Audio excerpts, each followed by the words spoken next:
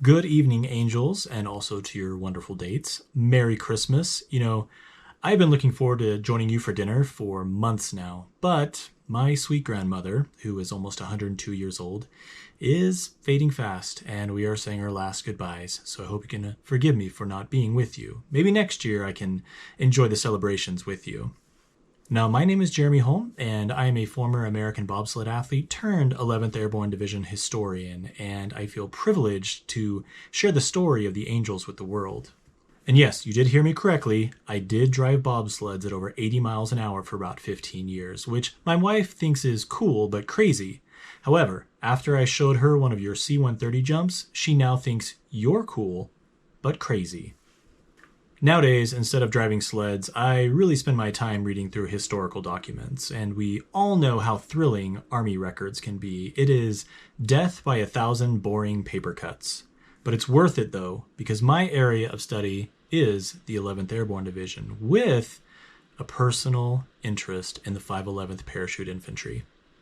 So you can imagine my excitement when I heard the news that the mighty 511th was coming back. You are the inheritors of a mighty legacy. Years ago, two of these old paratroopers, originals for the 511th, shared a holiday phone call. They spoke of days gone by, of jump school at Benning, of their shenanigans during training, and then they talked of combat on Leyte and Luzon during World War II. And they shared stories of buddies who didn't make it back. We sing of the sticks of angels killed on Leyte and Luzon, but they knew them, with that special bond understood only by those who served together. At the end of the call, Colonel Ed Lottie said with tears in his eyes, "I wonder if anybody else remembers the price they paid." It was my honor to interview the last living 511th members and to document their stories for the world to know what they did over there. One of these old paratroopers told me with tears in his eyes, "Does anybody care what we did during the war?" Tonight, I'd like to briefly share some of the 511th story with you, since the full story would require a book, or 3, and a podcast, and 2 websites, and a mini-series. Spoiler alert. But tonight, I'm going to tell you the story of 5 511 Christmases. The first, of course, being Christmas of 1941, about 2 weeks after Japan's attack on Pearl Harbor. But the second Christmas, that was Christmas of 42, when a handful of soldiers got off a train in Toccoa, Georgia.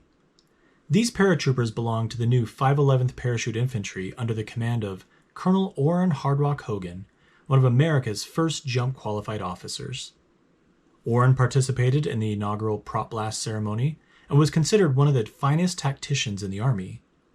After personally selecting his battalion commanders, Hard Rock told them to only accept the best. So, could you make it in the old 511th? Let's find out. When soldiers arrived at Toccoa, they had to stand almost naked before a panel of battalion officers who evaluated their intelligence, character, and physical appearance. Recruits then had to run Mount Currahee and pass the Army Intelligence Test with a minimum score of 110 or higher, the same requirement for officer candidate school.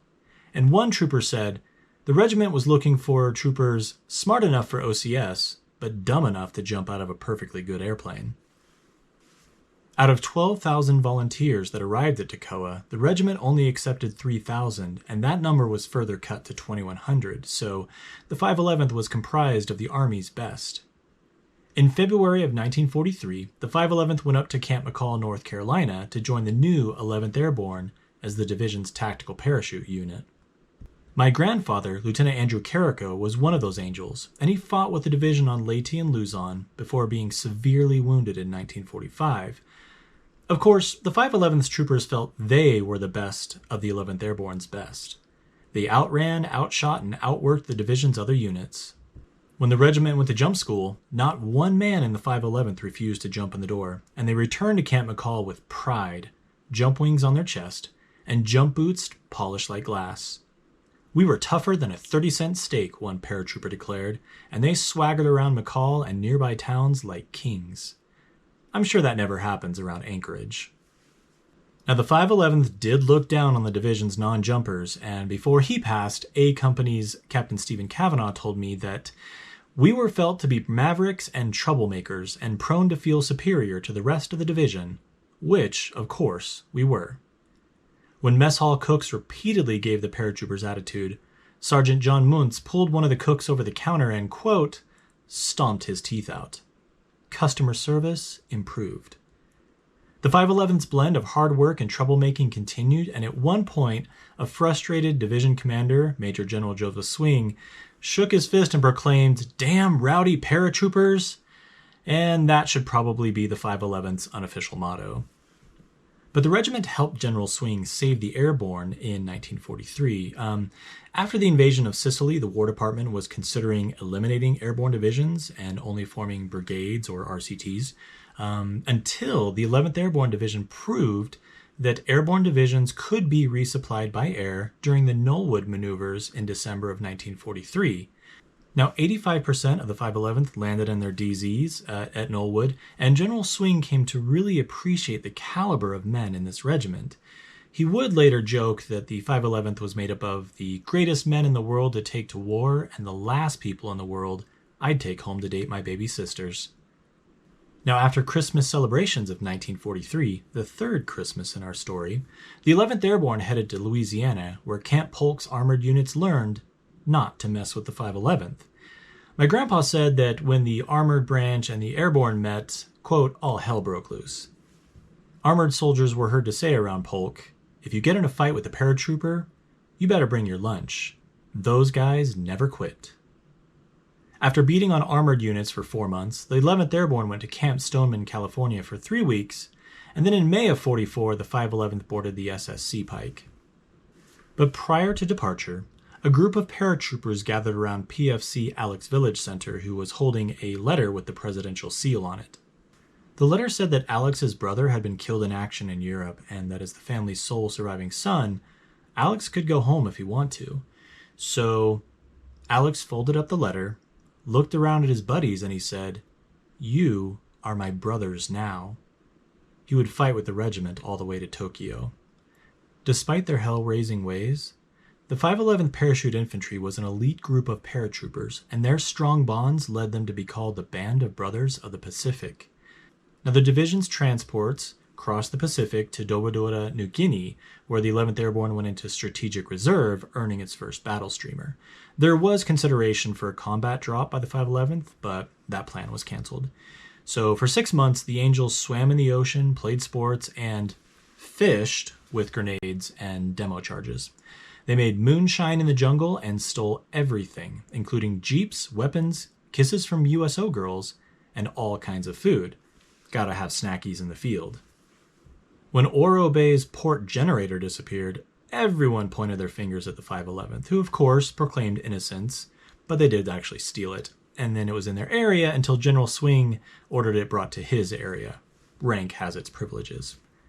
Corporal William Walters said for the 511th, stealing was a way of life. But let's remember the division was preparing for war, so the 511th made numerous practice jumps in the jungle and endured long marches through the surrounding mountains on the Kokoda Trail. The Angels' instructors were veterans of earlier island campaigns and native Papuans who warned the Angels that the Japanese were cunning, capable, and ruthless. And the 11th Airborne discovered just how ruthless when the division was committed to combat on the island of Leyte in November of 44. The momentum of Allied units around Leyte's central mountain range had stalled, and someone needed to go up to destroy the enemy's main supply line. Someone who could handle the hard fighting and hard marching and did not depend on mechanized transportation. Well, that sounded like a job for the Angels, and General Swing said, "My boys can do it." As a result, after the division landed on Leyte, they moved up to Barawan right as the monsoon season began, and it would rain 23 inches in 1 month, which filled foxholes and mess kits and left trails muddy and slippery.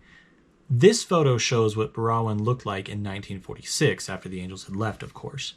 But waiting for the Angels in those mountains were Japan's 16th and 26th Infantry Divisions. The 16th had participated in the rape of Nanking, China in 1937, and the 26th had captured Corregidor in 1941 and then perpetrated the horrible Bataan Death March.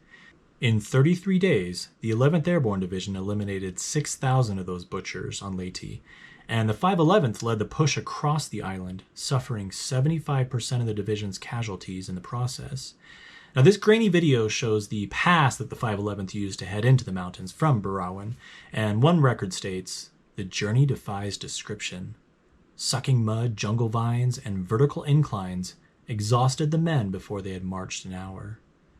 And for the sake of time, I just want to highlight some of what the 511th went through on Leyte in their drive westward towards Ormoc Bay. So first, the environment was just awful. Leeches and insects were everywhere. The mud and rain ate away at their gear, while jump boots rotted to pieces, and the higher they went in elevation, the colder it got in their rain-filled foxholes. And of course, tropical diseases like dengue fever left the Angels miserable. And then there were the Japanese, who attacked like ghosts out of the jungle. Even the bravest paratrooper felt fear during his first bonsai attack as the enemy screamed in the dense foliage, then charged en masse. The fighting was frequently hand-to-hand on Leyte, as the Angels used bayonets, fists, helmets, and shovels as weapons. Japanese officers charged with samurai swords held high, and paratroopers blasted them with .45s stolen on New Guinea. Snipers hid in the trees while other Japanese soldiers jumped out of spider holes, and reinforced positions had to be eliminated along the way. The 511th faced an enemy that fought to the death, and one paratrooper declared that after Leyte, hell was a vacation. The monsoon cloud cover made resupply difficult, and many in the 511th went 7 days with nothing to eat, so your dinner tonight would be a feast beyond imagination. Some paratroopers lost 30 pounds on Leyte, and my hungry grandpa said that one time he looked over at his platoon sergeant in the foxhole and he said, "I wonder how he tastes." Grandpa later lost all of his teeth because of the malnourishment of Leyte. But the always hungry, always wet 511th kept fighting, and when 3 Angels were wounded in a clearing, medic Robert Lesher reached Corporal Murray Hale first. Now, after digging a bullet out of Murray's shoulder, promising to give it to him later, Robert crawled out into the open to treat the other wounded paratroopers. And the paratroopers back in the tree line warned the medic that it was dangerous out there, but he was fearless and he wasn't about to leave the wounded. It broke their hearts when a Japanese sniper killed Robert Lesher a few minutes later. And most of you know the story of Private Elmer Fryer, who earned the Medal of Honor on December 8, 1944, while protecting his company's flank during a fierce enemy attack. Sergeant Wilbur Wilcox said that if not for Elmer, 2nd Battalion could have been wiped out. Now, Private Fryer is credited with killing 27 Japanese that day, saving the life of a wounded sergeant, and sacrificing his life to protect his platoon leader, Lieutenant Norman Davis. Angels, the 511th's campaign is full of such inspiring stories. When the regiment set up on Rock Hill outside Mahonag, they endured several brutal bonsai charges, including one on December 18th. And 1st Battalion's Lieutenant Foster Arnett watched a mortar squad panic and collapse towards the center. So Foster immediately jumped out of his foxhole and charged the retreating Angels, shouting, "Get your blankety blanks back in your holes." This is the family-friendly version tonight. Lieutenant Arnett courageously helped reorganize the defenses, and the line held, but his arm was shattered by a Japanese bullet in the process. Later that day, Chaplain Lee Walker asked 3rd Battalion's exhausted paratroopers to kneel in the mud and join him in prayer, to ask God for help in their time of need. Minutes later, these Angels looked up to see the clouds part just enough for one C-47 to fly overhead to drop badly needed supplies. A Christmas miracle. 4 days later, my grandfather's 1st Platoon of Company D attacked the enemy's last line of defenses, standing between the Angels and Ormoc Bay. When they reached the summit's crest, 1st Platoon's troopers found themselves face to face with a column of 150 Japanese soldiers. The platoon became pinned down until PFC John Bad Soldier Bathory charged the Japanese with his machine gun, firing from the hip as he did so. 1st Platoon's 35 men won the day, leaving 300 enemy dead behind. Well, the worn-out 511th came down from Leyte's mountains on Christmas Day, the 4th Christmas in our story, while singing carols and carrying their wounded. It was a Christmas they never forgot. After a short rest, which included a nice Christmas dinner that everyone promptly threw up because their stomachs were so emaciated, the 11th Airborne held a review for 8th Army's General Robert Eichelberger, who said, "I am very keen about this 11th Airborne. They are small in number, but they are willing to fight." True then, true now. General Eichelberger told the division that they were headed to Luzon to liberate a people who had been crushed by the iron boots of tyranny for 3 years. One Catholic priest being held prisoner by the Japanese turned to a nearby nun, and he said, "If we're going to get out of this alive, we better pray." And she replied, "If we're going to get out of this alive, God will have to send the angels." I mean, ladies and gentlemen, the movie script writes itself. God and the U.S. Army sent the 11th Airborne Angels to help bring hope and freedom to over 15 million people on Luzon. And those troopers did so while using mortars, machine guns, and men of the highest quality. While the bulk of the division did land amphibiously on the southern Luzon beaches of Naksubu, which are beautiful when you're not under fire, the 511th Parachute Infantry jumped on Tagaytay Ridge on February 3rd and 4th. But when General Swing went to send the 511th off, he noticed one paratrooper sitting on the ground without any equipment. The general, of course, inquired where his gear was, and this angel painfully stood up, and General Swing could see that his stomach was wounded very badly. And the angel said, "I just left the hospital. I heard we were making a combat jump, and I didn't want my buddies to go without me." So General Swing went back to his jeep, grabbed his personal rifle, his poncho, pulled the helmet off of his driver, and gave the gear to the paratrooper and wished him well. After landing on Tagaytay, the 511th led the division's push into southern Manila, where they ran straight into Japanese defenses designed to hold back an entire corps.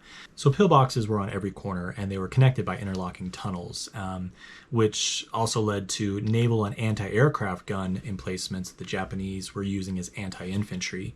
So the 511th attacked, taking one street, one pillbox, one block, one reinforced position at a time. They assaulted bridges, crossed rivers, and cleared buildings, all while feeding and caring for Filipino refugees along the way.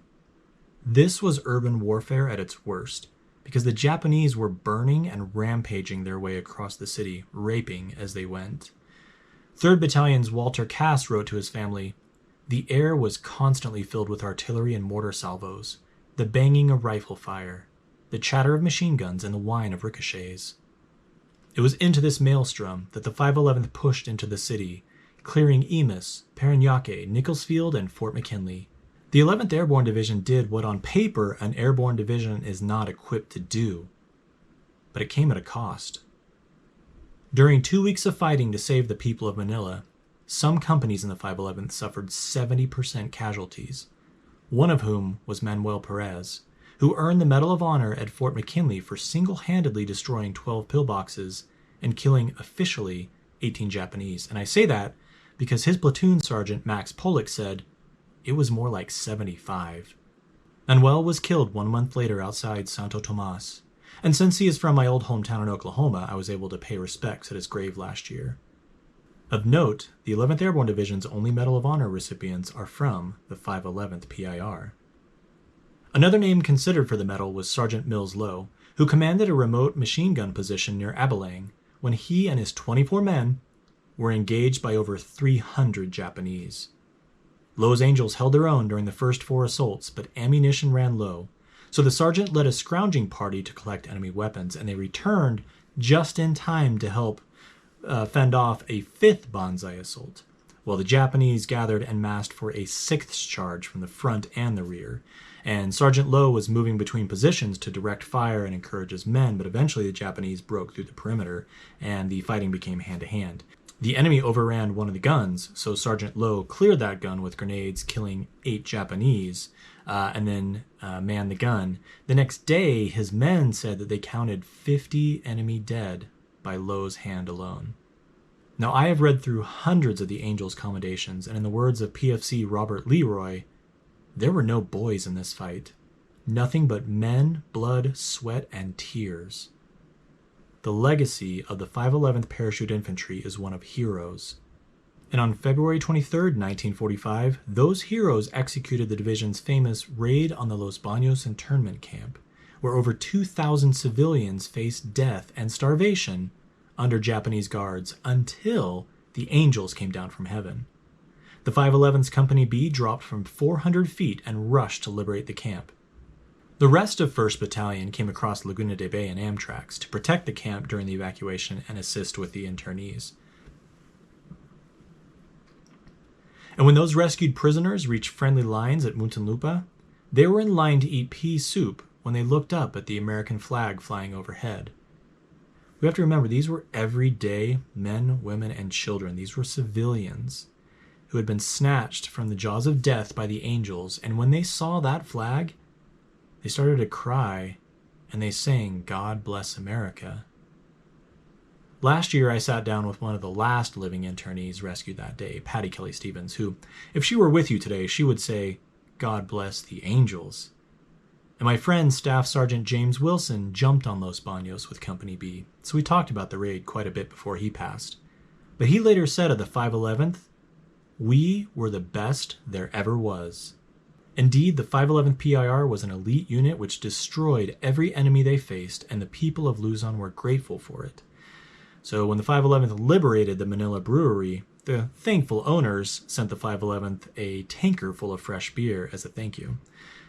PFC Delbert Bob Hayes wrote to his family, "We got the ice and put it into our helmets, then set the beer in our helmets." Sadly, Bob was killed just before the war ended, so angels, perhaps on special occasions you can make your own Bob Hayes to honor the fallen.